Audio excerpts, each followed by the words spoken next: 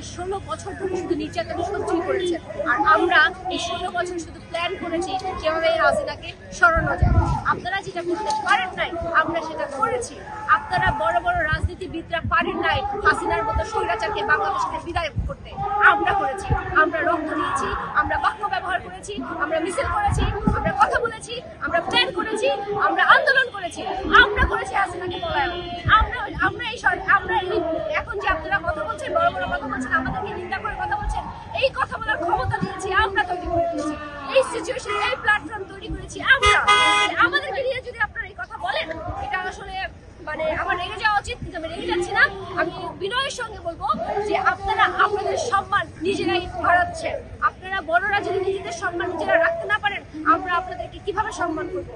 আমরা আপনাদের কাছ থেকে শিখবো যে কিভাবে অন্যদেরকে সম্মান করা যায়। কিন্তু আপনারা আমাকে কি শেখাচ্ছেন? দুর্নীতি শেখাচ্ছেন। আপনারা আমাদেরকে কি শেখাচ্ছেন? অসম্মান করা শেখাচ্ছেন। আমরা গীবত গাইতে চাই না, হাসিনার মতো রাজনীতি আমরা করতে চাই না। আমরা বৈষম্যহীন একটা রাষ্ট্র গড়ার স্বপ্ন দেখি। সেই স্বপ্নকে বাস্তবায়ন করার দায়িত্ব শুধুমাত্র আমাদের একার না, আপনাদের উপর দিয়ে বর্তায়। সেই দায়িত্ব আপনারা পালন করছেনই না, বরং আমরা যখন করছি, আমরা যখন রাজপথে তৎপরতার বৃষ্টিতে ভিজে কাদামাটি মেখে না খেয়ে আমরা যখন রাজপথে কথা বলছি, সেটাকে দিয়ে আপনারা হাসাহাসি করছেন। এটা হচ্ছে খুবই নিন্দনীয়। এই ভয়টা আমরা খুবই কষ্ট পেয়েছি আপনাদের থেকে। আপনারা সিনিয়র সিটিজেন এবং আপনারা এত বড় রাজনৈতিক দল, আপনাদের কাছ থেকে এটা আমাদের জন্য, এটা আমরা ডিজার্ভ করি না। এই ধরনের কথা আমরা ডিজার্ভ করি না। আপনারা এই ধরনের কথা প্লিজ এরকম থাকুন, আদারওয়াইজ আপনাদেরকে নিয়েও এই ধরনের কথা বলা হবে, তখন আপনাদের কেমন লাগবে? আপনার ছেলেমেয়েরা শুনলে আপনাদের তখন কেমন লাগবে? এটা জাস্ট ভাবেন। যদি জনগণের ভালো চান, যদি জনগণের কথা ভাবতে চান, যদি জনগণের আসলেই ভালো চান, তাহলে জনগণের কথা শুনুন। জনগণ যদি আপনাদেরকে চায়, আপনারা আসবেন। জনগণ যদি আমাদেরকে চায়, আমরা আসবো। কিন্তু আমি আপনার জন্য খারাপ কথা বলবো না, আপনারা আমাদেরকে নিয়ে খারাপ কথা বলবেন না। আগে আপনারা এই কাজটা করতেন। বিএনপি আওয়ামী লীগকে নিয়ে খারাপ কথা বলতো, আওয়ামী লীগ বিএনপিকে নিয়ে খারাপ কথা বলতো।